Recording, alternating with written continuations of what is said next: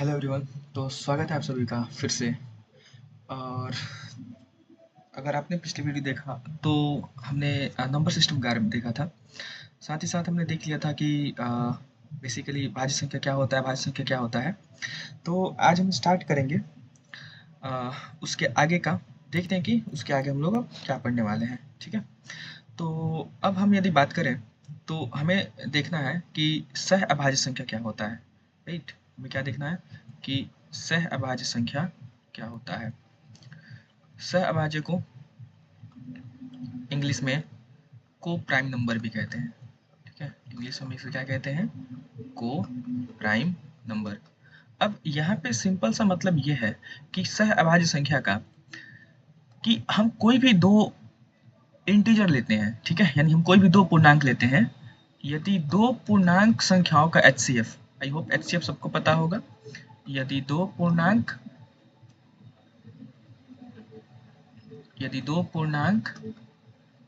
संख्याओं का एचसीएफ 1 हो तो वो सह अभाज्य संख्या होते हैं। ठीक है, वह सह अभाज्य संख्या होते हैं। अब अगर मैं बात करूं उन दो इंटीजर्स का तो वो क्या क्या हो सकता है। अगर मैं बात करूं 2 और 3 का तो क्या इनका एचसीएफ 1 होगा? तो हाँ होगा, तो ये को प्राइम नंबर है। मैं बात करूं 3 और 4 का, क्या ये को प्राइम नंबर है? तो पॉज कर वीडियो और अपना आंसर दे, है कि नहीं है। ठीक है, ये हो गया आपका बेसिकली एक इलस्ट्रेशन, या फिर यूं कह लें कि एक होमवर्क टाइप क्वेश्चन। ठीक है, मैं आगे कर लूँ 5 और 7, क्या ये को प्राइम नंबर है? हाँ है, क्योंकि इनका एचसीएफ कितना हो जाएगा? 1 हो जाएगा, एटसेट्रा। अगर यहाँ पे देखना तो मैंने दोनों के दोनों ही प्राइम नंबर ले रखा है। तो याद ये रखना है कि अगर हम दो प्राइम नंबर लेते हैं ना तो उनका हमेशा एचसीएफ क्या होगा? 1 होगा। इसलिए दो प्राइम नंबर जो होंगे वो हमेशा ही सह अभाज्य संख्या होंगे। ओके, ठीक है। अब हम आगे बढ़ते हैं इसमें। तो अब हमने देखा ये बेसिकली क्या था कि हमने इन सब सारे नंबर्स को कैसे डिफाइन कर दिया। हमने केवल और केवल पूर्णांक पढ़ के डिफाइन कर दिया या बता दिया है ना। अब हम आगे बढ़ते हैं और पढ़ते हैं परिमेय संख्या के बारे में। अगर मैं यहाँ पे दिखाऊं तो हमने बेसिकली यहाँ पे भाज्य संख्या देख लिया था और उसके ऊपर हमने पूर्णांक तक देख लिया था। ओके, यहाँ मैंने पूर्णांक तक दिखा दिया है। हाँ, ये पूर्णांक तक हो गया है। तो अब हम इसमें आगे बढ़े तो अब हमें देखना है कि परिमेय संख्या क्या होता है।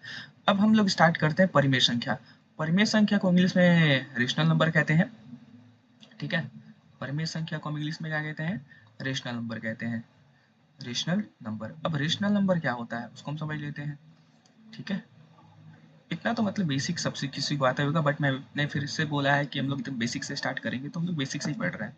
तो अब देखना, वो संख्याएं वो संख्याएं जिन्हें वो संख्याएं जिन्हें p बाई क्यू के फॉर्म में यानी क्यू के रूप में लिखा जा सके। ठीक है, ध्यान से ये लाइन कि वो संख्या जिन्हें p by q के रूप में लिखा जा सके, those number which can written in the form of p by q known as rational number. ठीक है, इंग्लिश वालों के लिए था। थोड़ा सा इधर उधर हो सकता है इंग्लिश मेरा भी, तो उतना मैनेज कर लेना।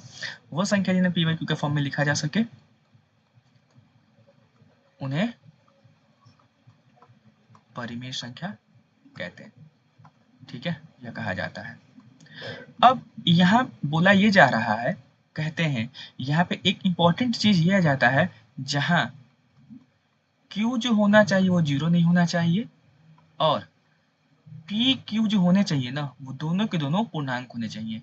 इस लाइन का मतलब क्या है कि P और Q दोनों पूर्णांक होने चाहिए। ओके, दोनों पूर्णांक होने चाहिए। अब एक बात हमेशा दिमाग में रखना है कि मैं जब जब बात करूं पूर्णांक का तो पूर्णांक मीन्स क्या कि हमारे पास पॉजिटिव नंबर भी हो सकता है, हमारे पास नेगेटिव भी हो सकता है और जीरो भी हो सकता है।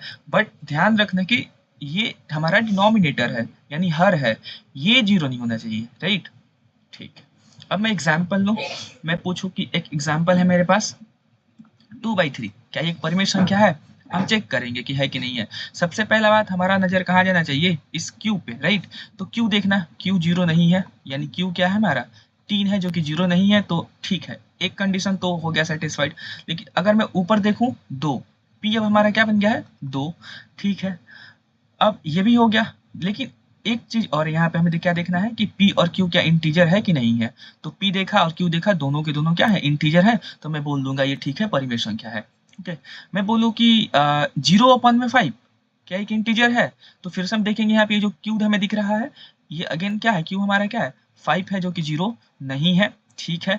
ऊपर से हमें कोई लेना देना नहीं है, ऊपर 0 हो या ना हो उससे हमें कोई फर्क नहीं पड़ना चाहिए। ओके, तो यहाँ पे मुझे दिख रहा है ऊपर में P जो कि क्या है 0, ओके, इससे हमें कोई मतलब नहीं है। लेकिन एक और क्या बात देखना है यहाँ पे, क्या P और Q इंटीजर है? तो हाँ है, ठीक है, तो ये भी हो जाएगा हमारा। अब मैं यहाँ पे एक तीसरा एग्जाम्पल ले लूँ 4/0। तो पहला बात कि डिनोमिनेटर चेक करो, हर चेक करो, क्या Q हमारा 0 नहीं होना चाहिए था ना, लेकिन यहाँ पे जो है वो 0 है, तो ये एक परिमेय संख्या नहीं होगा। और एक और इम्पॉर्टेंट बात, इसे हम Q से दर्शाते हैं, ठीक है, इसे हम किससे दिखाते हैं? Q से दर्शाते हैं। ओके, अब मैं बोलूँ कि तीसरा नेक्स्ट एग्जाम्पल मैं लूँ माइनस का 4/5। अगेन देखना यहाँ पे Q हमारा 0 नहीं है और P हमारा माइनस का 4 है और बोथ बिलोंग्स टू इंटीजर, यानी कि ये भी हमारा क्या हो जाएगा? परिमेय संख्या हो जाएगा। ओके, यानी ये भी हमारा परिमेय संख्या हो गया। अब मैं बोलूँ कि बताना, फिर से एक दूसरा एग्जाम्पल 2, क्या ये एक परिमेय संख्या है? ऑफ कोर्स है, मैं इसको लिख सकता हूँ 2/1। अब डिनोमिनेटर यानी हर जो हो गया वो क्या हो गया? Q 1 हो गया, 0 नहीं है, तो ये बात सही है हमारा। यहाँ पे P क्या बन गया हमारा 2, और यहाँ पे देखो दोनों के दोनों क्या है? इंटीजर है, यानी ये भी एक क्या है? परिमेय संख्या है। 2 देखना तो एक नेचुरल नंबर है। इसी तरीके से मैं क्या सारे नेचुरल नंबर्स को बोल सकता हूँ कि ये परिमेय संख्या होंगे? आंसर आना चाहिए हाँ, बोल सकते हैं। क्या मैं सारे होल नंबर्स को बोल सकता हूँ परिमेय संख्या? हाँ, बोल सकते हैं। क्या मैं सारे इंटीजर्स को परिमेय संख्या बोल सकता हूँ? हाँ, बोल सकता हूँ। बस अगर कोई भी मैं इंटीजर लूँ 2, तो डिनोमिनेटर में क्या लिख देना है 1, ये एक परिमेय संख्या होगा। मैं एक इंटीजर लूँ माइनस का 10, डिनोमिनेटर में यानी हर में 1, एक परिमेय संख्या बन गया, ठीक है, इस तरीके से। तो अगर मैं बात करूं कि इस रियल नंबर के अंदर क्या क्या आ गया, इस रियल नंबर के अंदर क्या क्या आ गया, तो इस रियल नंबर के अंदर जब भी अब बात मैं करूं क्लास में रियल नंबर का, तो इसके अंदर क्या क्या आ जा रहा है? नेचुरल नंबर आ ही रहा है, होल नंबर यानी पूर्ण संख्या आ ही रहा है, और इंटीजर हमारा आ ही रहा है। तो जब भी बात हो रियल नंबर का, तो ये तीनों बातें ना दिमाग में चलनी चाहिए कि कहीं ना कहीं अबे 3 नंबर्स का हम लोग बात कर रहे हैं, नेचुरल नंबर का भी, होल नंबर का भी और इंटीजर का भी। आई होप इतना समझ में आ गया होगा। ना आए तो कमेंट जरूर करना है, जैसे क्लास का रूल है। अब हम आते हैं अपरिमेय संख्या पे। मैंने यहाँ पे बोल दिया कि परिमेय संख्या जिसे हम P/Q के फॉर्म में लिख पाए, ध्यान रखना P/Q के रूप में लिख पाए। अब बात आ जाता है क्या? अपरिमेय संख्या का, ठीक है, अपरिमेय संख्या का। अब अपरिमेय संख्या को क्या कहते हैं हम? अपरिमेय संख्या को हम कहते हैं इरेशनल नंबर। ओके, अपरिमेय संख्या को क्या कहते हैं? Irrational number, irrational number. और इसे हम दिखाते किस चीज से हैं? तो इसे हम Q डैश से दिखा देते हैं, कई बार इसे हम Q का पावर C यानी Q का कॉम्प्लीमेंट से भी इसको हम दिखा रहे होते हैं, ठीक है। अब यहाँ पे ये चीज आता है कि वो संख्या जिन्हें हम P/Q के रूप में नहीं दिखा सकते हैं या लिख सकते हैं, यानी those number which can not written in the form of P/Q known as irrational number. तो वो संख्याएं जिन्हें P/Q के फॉर्म में लिखना, वो संख्याएं जिन्हें P/Q के फॉर्म में यानी P/Q के रूप में नहीं लिखा जा सकता है, P/Q के रूप में, P/Q के रूप में नहीं लिखा जा सके, उसे हम क्या बोलेंगे? अपरिमेय संख्या। नहीं लिखा जा सके उसे हम क्या बोलेंगे? अपरिमेय संख्या, उसे अपरिमेय संख्या कहते हैं। मैं एक बार फिर से इंग्लिश बोल दूं क्या? Those number which cannot express in the form of P/Q known as irrational numbers। मैंने फिर से बोला कि थोड़ा सा इधर उधर एक दो वर्ड इधर उधर हो जाए तो उसके लिए ये मत बोल देना आके कमेंट में कि ये वो है ना, तो उतना थोड़ा सा अपने से मैनेज करना। वो संख्या है जिन्हें पी बाई क्यू के रूप में नहीं लिखा जा सकता उसे अपरिमेय संख्या कहते हैं। ओके, अब यहाँ पे भी वही सेम चीज कि q बराबर not is equals to 0 and p q belongs to integer, मतलब कि p और q दोनों क्या होना चाहिए, पूर्णांक, जिसे मैंने पीछे बताया। अब किसे हम नहीं लिख सकते हैं, तो देखना इसे हम लिख सकते हैं क्या, नहीं लिख सकते, हमें पता ही नहीं कि कहाँ तक जा रहा है या फिर अंत कहाँ पे हो रहा है इसका, यानी बेसिकली इसे हम पी वाई के रूप में नहीं लिख सकते हैं। अब मैं बोलूँ कि इसे हम लिख सकते हैं क्या, एक सेकंड सॉरी, इसे हम लिख सकते हैं क्या, बताना, नहीं लिख सकते हैं। इसे हम लिख सकते हैं क्या, जरा देखना,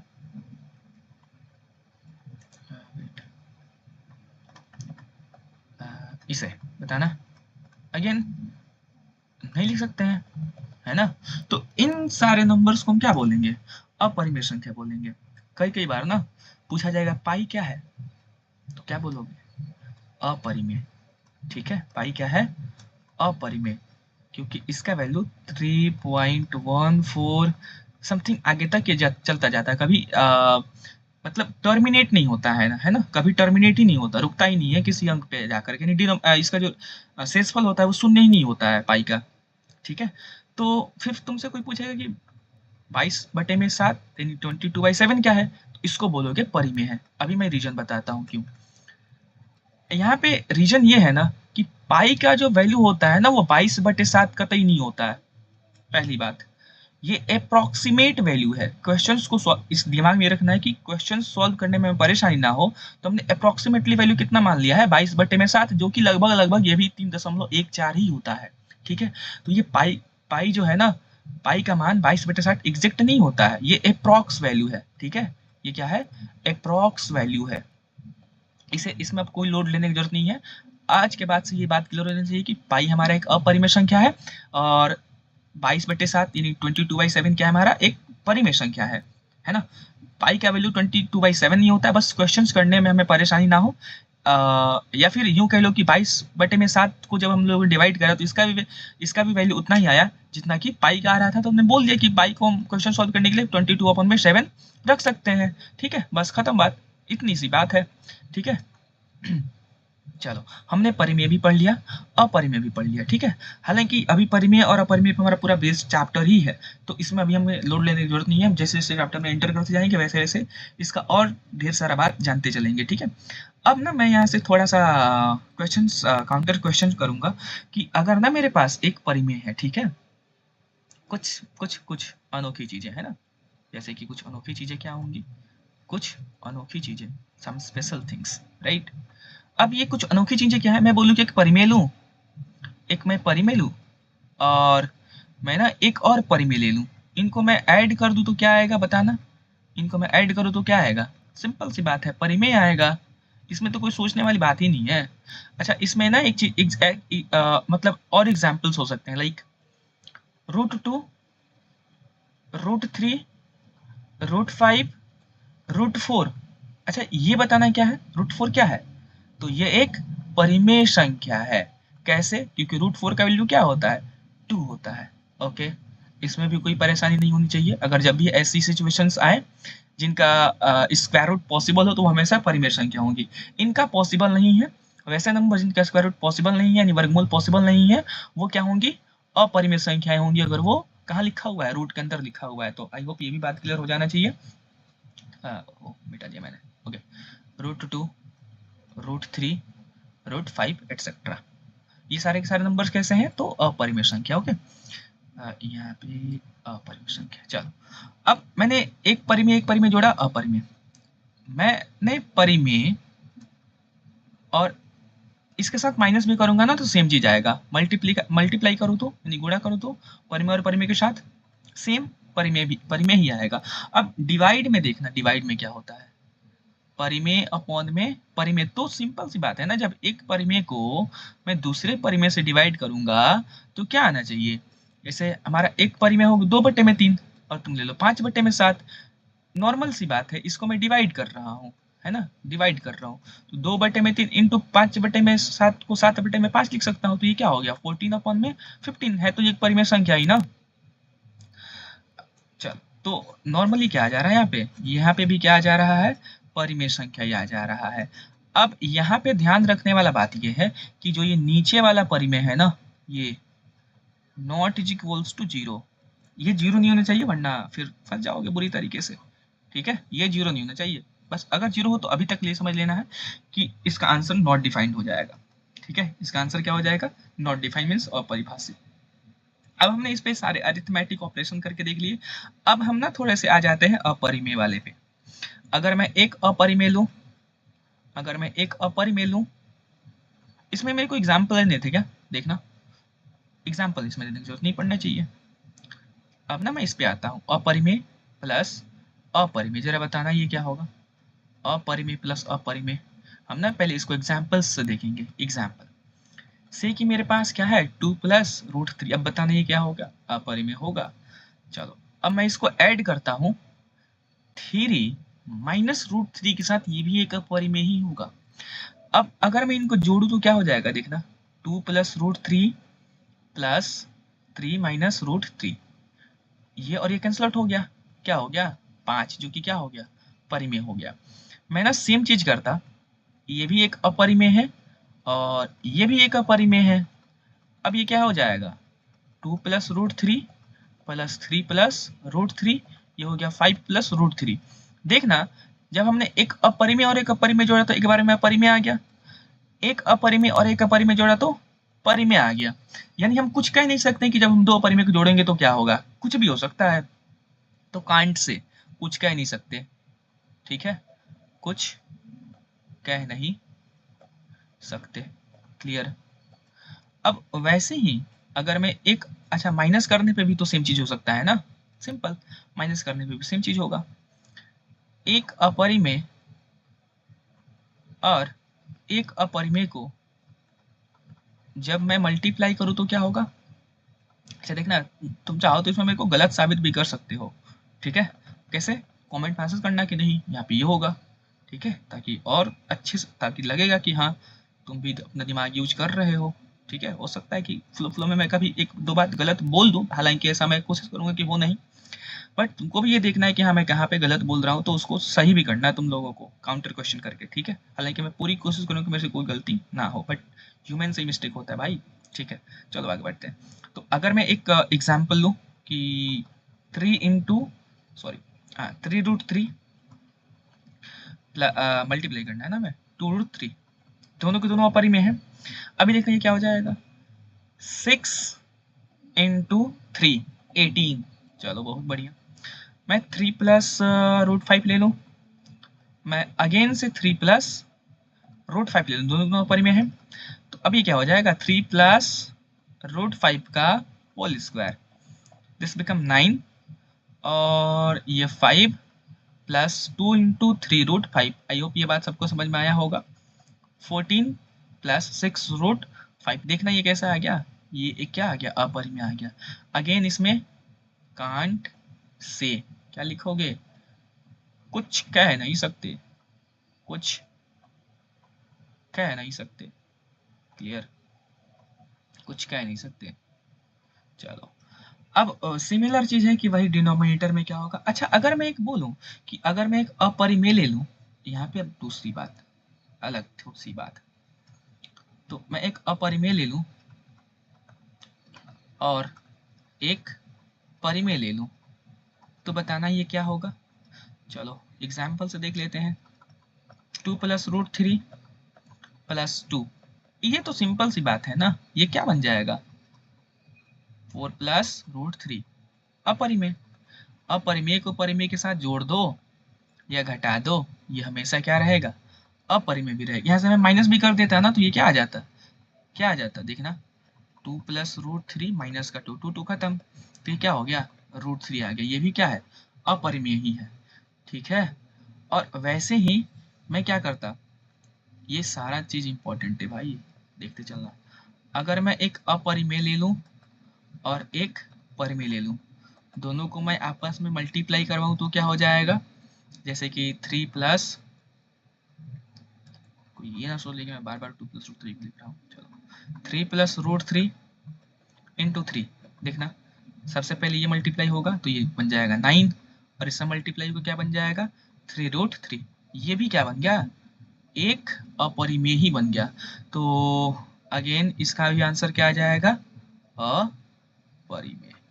क्लियर, यहाँ तक की सारी बातें क्लियर है ना, बहुत बढ़िया।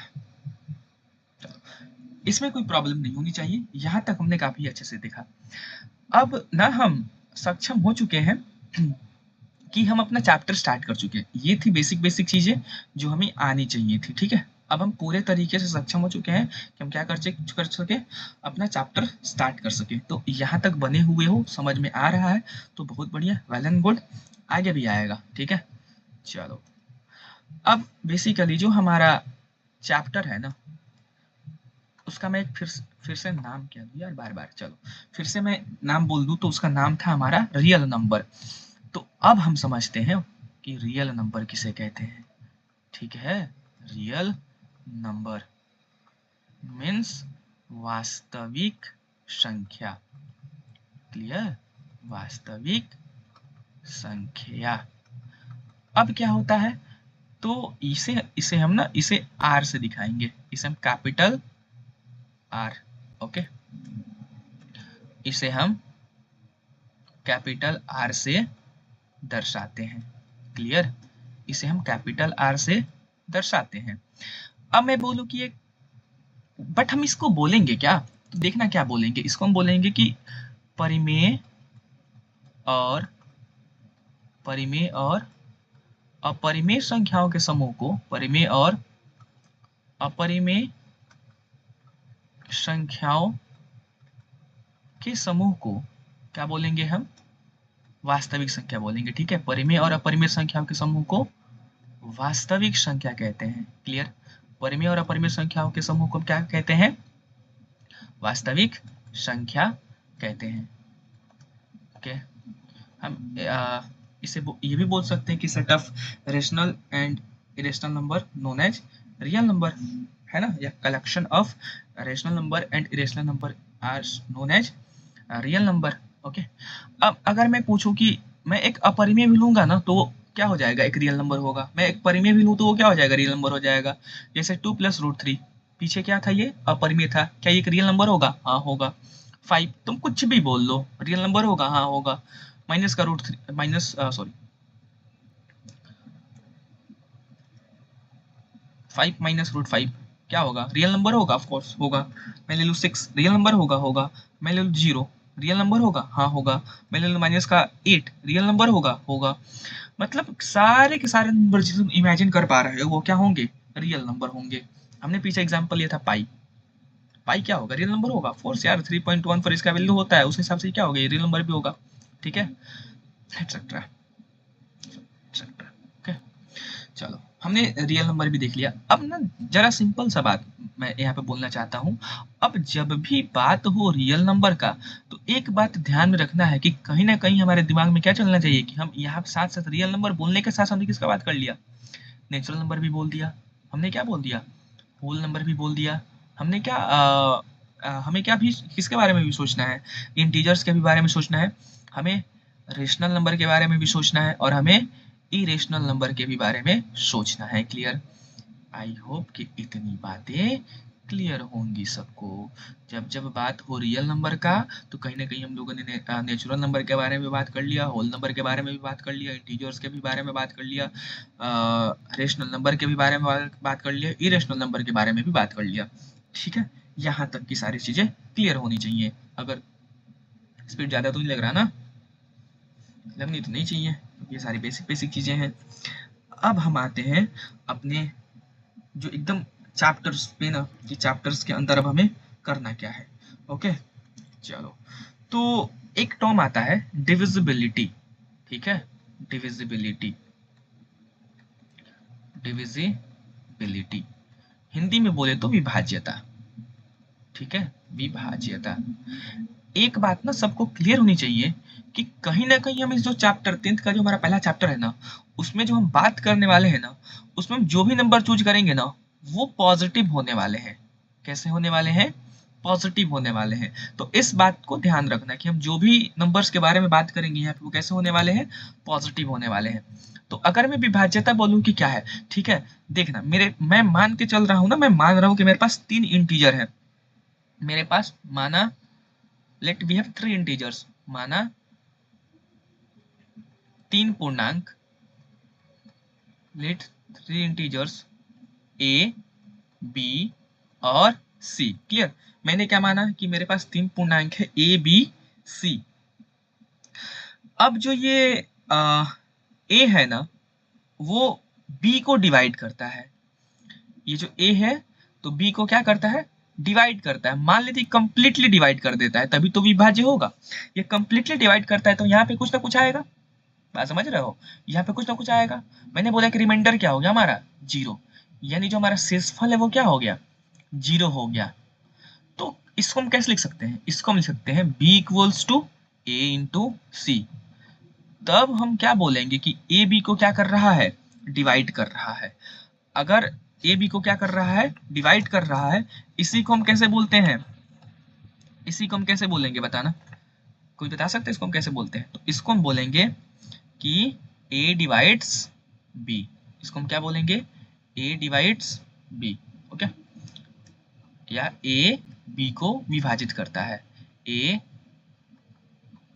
डिवाइड्स b, ओके, इसको हम क्या बोलेंगे, a डिवाइड्स b।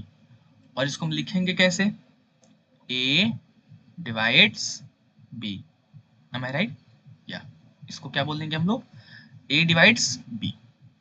अब मैं एक एग्जाम्पल लूं, एग्जाम्पल में क्या लूं कि बताना मेरे पास एक नंबर है 4, है ना, और ये 20 को डिवाइड करेगा, तो इसको कैसे बोलेंगे कि हिंदी में 4 20 को विभाजित करता है, 4 20 को विभाजित करता है। क्लियर, अब इसको मैं लिख कैसे सकता हूं कि 4 डिवाइड्स 20, इसको हम लिख सकते हैं ना। और देखना दोनों के दोनों कैसे हैं, इंटीजर्स हैं, दोनों के दोनों कैसे हैं, इंटीजर्स है, मीन्स पूर्णांक है। यानी सिंपल सा मतलब ये है कि इसका बात समझ में आना चाहिए कि जब भी ऐसा कुछ लिखाई दे तो क्या बोलोगे इसको, a divides b, a divides b, यानी a b को क्या करता है, विभाजित कर रहा होता है। ठीक है, अब जरा बताना कि ये बात सही लिखा हुआ है, एग्जाम्पल क्या बताना, ये बात सही लिखा हुआ है, क्या ये बात सही लिखा हुआ है कि 6 डिवाइड्स 27, यानी 6 27 को विभाजित करता है, क्या विभाजित करता है। विभाजित करने का मतलब है कि शेषफल 0 आना चाहिए, विभाजित करता है, आंसर क्या दोगे, नो, क्योंकि जब हम 6 को डिवाइड करेंगे 27 से तो 6 3 जा 18, 6 4 जा 24, 3 आया ही नहीं, रिमाइंडर मेरा 0, तो यानी कि ये क्या है, फॉल्स है, ये क्या है, फॉल्स, इसी को मैंने यहाँ पे लिख दिया है। आई होप कि आप सभी को समझ में आ रहा हो, मैं बहुत ज़्यादा फास्ट ना हूँ यहाँ पे। आ जाओ दूसरा देखते हैं, मैं बोलूँ कि 5 डिवाइड्स 25, इसका आंसर क्या होगा। अब तो आसानी से बोलना चाहिए कि क्या 5 25 को विभाजित करता है, 5 डिवाइड्स 25, तो आंसर क्या होगा, यस, ओके। तीसरा 4 डिवाइड 16, आंसर यस। चलो इसी तरीके से अब इसके आगे के सारे बातें होमवर्क में, 9 डिवाइड्स 27, आंसर देना ट्रू और फॉल्स, जैसे कि मैं ए का आंसर लिखना है ट्रू फॉल्स, बी 18 डिवाइड्स 180, सी 12 डिवाइड्स 48, डी 9 डिवाइड 82, ई 10 डिवाइड 107, एफ 8 डिवाइड 49, जी 7 डिवाइड 84, एच 8 डिवाइड 80। ये सारे के आंसर्स देने हैं ट्रू और फॉल्स कमेंट में, और इसको नोट्स में भी लिखना है अपने, ठीक है। चलो अब हम आते हैं यहाँ पे कि अगले चैप्टर पे, सॉरी अगले टॉपिक पे, जो कि हमारा है the fundamental theorem of arithmetics. अगर मैं इसके बारे में बात करूं, the fundamental theorem of arithmetics, तो वो क्या होता है, आना देखना जरा। अंकगणित का आधारभूत प्रमेय, ठीक है, अंक गणित का आधारभूत प्रमेय, अंक गणित का आधारभूत प्रमेय। इसको इंग्लिश में हम क्या कहते हैं? The fundamental theorem of arithmetic, the fundamental theorem of arithmetic,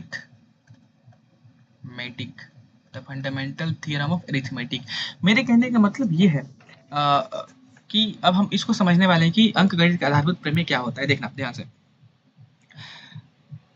मेरे पास ना अगर कोई भी, ये थ्योरम ये कहता है कि अगर मेरे पास क्या है कि कोई भी भाज्य संख्या है, मेरे पास क्या है, कोई भी कंपोजिट नंबर है, तो जो मैं उसका फैक्टर है प्राइम नंबर्स के फॉर्म में लिख सकता हूँ। देखना, यानी every composite number written in the form of या express as the form of factor of prime number. मेरे कहने का मतलब क्या है कि मेरे पास मान लेते कोई भाज्य संख्या क्या है 10, मैं इसका फैक्टर करूं तो क्या आएगा 2 इंटू 5 इंटू 1।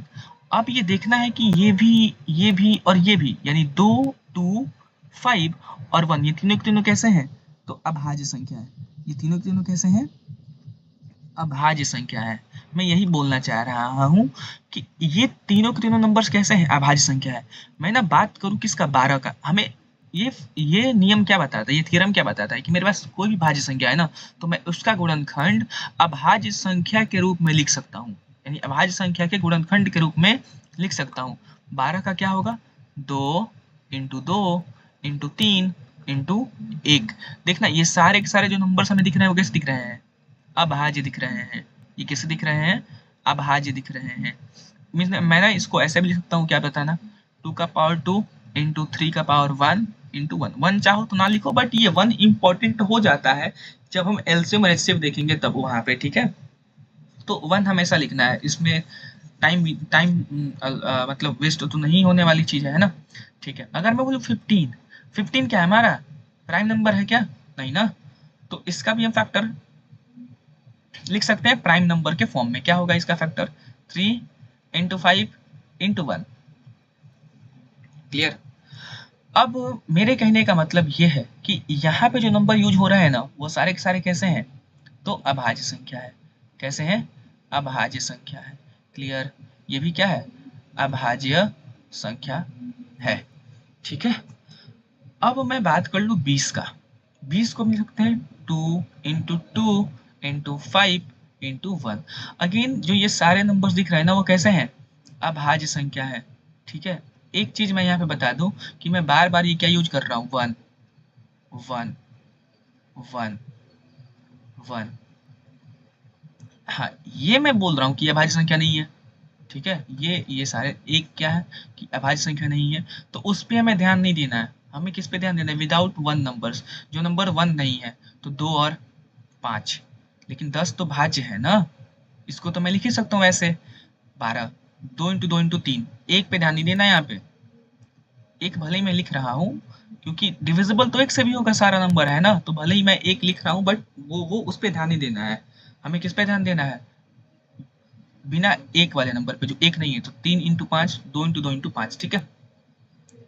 ऐसे में बात करूँ किसका? 30 का। 30 का क्या हो जाएगा? 2 इंटू 3 इंटू 5, राइट, हाँ, इंटू 1। इस 1 पे ध्यान नहीं देना है, क्योंकि ये क्या है? प्राइम नंबर नहीं है, अभाज्य संख्या नहीं है। बट हम लिख सकते हैं इसको ऐसे भी, 2 इंटू 3 इंटू 5, ठीक है। ये सारे नंबर्स क्या है? अभाज्य संख्या है। ये सारे नंबर्स क्या है? अभाज्य संख्या है। क्लियर? अच्छा, अब मैं इसका थ्योरम लिख दूं तो थ्योरम क्या होता है कि सभी भाज्य संख्या को, इस प्रमेय के अनुसार सभी भाज्य संख्या को, सभी भाज्य संख्या को अभाज्य संख्या के रूप में, अभाज्य संख्या के गुणनखंड के रूप में लिखा जा सकता है। अभाज्य संख्या के गुणनखंड के रूप में लिखा जा सकता है। और वे गुणनखंड क्या होते हैं? अद्वितीय होते हैं। वे गुणनखंड अद्वितीय होते हैं। मेरे कहने का मतलब क्या है कि जिस नंबर का मैं फैक्टर कर रहा हूँ ना, वो फैक्टर किसी और नंबर का नहीं हो सकता। जैसे मैं 20 का फैक्टर किया मैंने 2 इंटू 2 इंटू 5, ये 2 इंटू 2 इंटू 5 किसी और नंबर का फैक्टर नहीं हो सकता। वो केवल 20 के लिए है, 20 ही बनेगा, वो किसी और का नहीं बनेगा। आई होप ये बात समझ में आया होगा कि अद्वितीय कहने का मतलब यहाँ पे क्या है। ठीक है, तो बस इतना सही है हमारा क्या अंकगणित का आधारभूत प्रमेय। यहाँ पे एक चीज और आता है, ट्री फैक्टर या फैक्टर ट्री, जिसको हम लोग गुणनखंड वृक्ष कहते हैं। फैक्टर ट्री, ठीक है, गुणनखंड वृक्ष। अब यहाँ पे क्या मतलब है गुणनखंड वृक्ष का, कि मान लेना कि मेरे पास 20 है, ठीक है, इसका मेरे को फैक्टर टी बनाना। देखना फैक्टर टी बनाते कैसे है। ये भी एक क्या है कि गुणनखंड निकालने का तरीका है। बस इसको जैसे कि टहनी निकली होती है ना पेड़ से, बस वैसे दिखा देना होता है। अगर मेरे पास 20 है ना, तो मैं 2 लाइंस ऐसे बनाऊंगा। यहाँ पे लिखूंगा मैं 2 से डिवाइड करने पे जो आएगा ना, वो मैं लिखूंगा राइट साइड पे। ठीक है, फिर मैं 10 को कर सकता हूँ ऐसे ही, तो 2 से करने पे क्या होगा, ये 5 होगा। बस हो गया।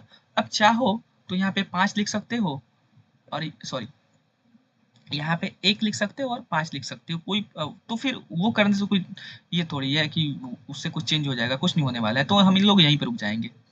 ठीक है, अब तो कोई बोले, जैसे कि मैंने बोल दिया कि इसको मैं 1 और 5 लिख सकता हूँ। ठीक है, फिर कोई आएगा बोलेगा मैं इसको भी, वो तो चेन फिर आगे चलते ही जाएगा ना। इससे चाहिए हम यहीं पे रुक जाएं। और उससे करने से तो ऐसा नहीं कि कोई नया नंबर मिल जाएगा, फिर हमें कोई नया चीज मिल जाएगा। तो अच्छा बात यही कि हम यहीं पे रुक जाएं, अब इसके आगे हम ना बढ़े तो अच्छा है। अब मैं इसको लिखता हूँ 20 इक्वल्स टू 2 इंटू 5, यही मैं ऊपर बोल रहा था, यही यही। जब हम एचसीएफ पढ़ेंगे ना, तब एक वहां पे काम में आएगा। ठीक है, तो इस एक को लेकर कोई माइंड नहीं करना कि मैं एक लिख रहा हूँ, ये तो अभाज्य संख्या नहीं होता, ये वो है ना। तो वो सोचोगे तो फिर अलग ही हो जाएगा, है ना। वो उसका करने का कोई मतलब नहीं है। एक मैंने लिखा है क्योंकि मैं बताऊंगा कि एक लिखना यहाँ पे आई थिंक मेरे हिसाब से जरूरी क्यों है, कि क्योंकि जब हम लोग एचसीएफ और एलसीएम देखेंगे ना, तो कई कई बार 2 नंबर्स का एचसीएफ 1 आ जाता है। अगर वो नहीं लिखेंगे तो हमें दिखेगा ही नहीं, और नहीं दिखेगा तो फिर पैनिक करना पड़ेगा। तुम लोग पैनिक कर जाओगे, हालांकि इतना समझ तो होगा कि नहीं करना करना होगा पैनिक, बट वो दिखे वहां पे। इसलिए मैं यहीं से एक नियम बनाते चल रहा हूँ कि हम लोग 1 लिखेंगे ही लिखेंगे, है ना। बात समझ में आया होगा कि हम लोग यहाँ पे एक क्यों लिख रहे हैं।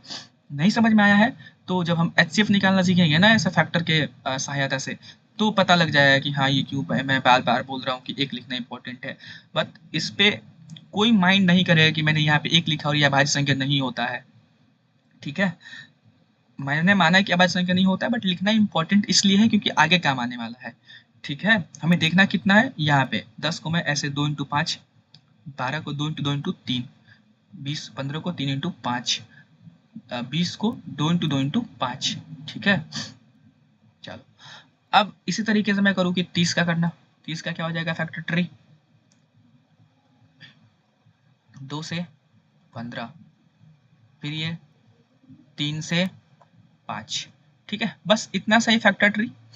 अब आई थिंक इस पे तुम अपना एनसीईआरटी भी सॉल्व कर लेना, जितना हो सके उतना। जितना हो सके नहीं, आई थिंक एक्सरसाइज 1.1 या 1.2 चाहो तो लगा सकते हो। अगले क्लास में हो सके तो हो आई, अगर पॉसिबल हुआ तो मैं इसका क्वेश्चंस भी लेकर के आऊँगा, कराऊँगा। ठीक है, अब हम लोग आज तक के लिए एंड करते हैं क्योंकि काफ़ी लंबा वीडियो हो जाए। मैं सोच रहा हूँ कि आधे घंटे तक का ही बनाऊँ, बट वही 40 मिनट तक का हो ही जा रहा है लगभग। ठीक है, कोई प्रॉब्लम नहीं है। जितने भी क्वेश्चंस मैंने दिए हैं ट्रू फॉल्स वाले, उसका कमेंट में आंसर करना, और लगे कि कुछ फ़ायदा हो रहा है या फिर वैल्यूएबल कंटेंट मिल रहा है तो बताना ज़रूर, क्योंकि हम लोग वीक में एक क्लास लाइव ज़रूर लेंगे। ठीक है, एक क्लास लाइव ज़रूर लेंगे हम लोग, आएंगे मतलब लाइव में ज़रूर जुड़ना है हम लोगों को, जिसमें तुम्हारा डाउट सेशन होगा। डाउट जो भी होगा पूछ लेना, जो भी क्वेश्चंस होगा पूछ लेना, वहाँ पे हम लोग उसको मैं सॉल्व करता हूँ नजर आऊँ, मतलब मैं सॉल्व करूँगा उसको आ करके। ठीक है, तो अब एक नियम बना लो कि पढ़ना है तो अच्छे से पढ़ना है ना। और शेयर करना अपने दोस्तों के पास भी, ताकि वो लोग भी जुड़ सके, जो जिसको जरूरत हो वो भी जुड़ सके, है ना। काफ़ी अच्छा लगा मेरे को आज की क्लास में आकर के। आई होप आपको भी इंजॉय करने को मिला होगा। और चूंकि आज होली है तो हैप्पी होली सभी को, हालांकि ख़त्म हो गया वो अलग बात है, बट हैप्पी होली। और मैं आशा करता हूँ कि इस वीडियो को आप लोग देखेंगे, अच्छे से देखेंगे, हालांकि नोट्स बनाएंगे और जितने भी क्वेश्चंस हैं उसके आंसर कमेंट करेंगे, और जो चीज़ें समझ में नहीं आ रही उसको भी कमेंट करेंगे। आज तक के लिए इतना ही, फिर से मिलते हैं नेक्स्ट वीडियो में। तब तक के लिए पढ़ते रहें। All the best.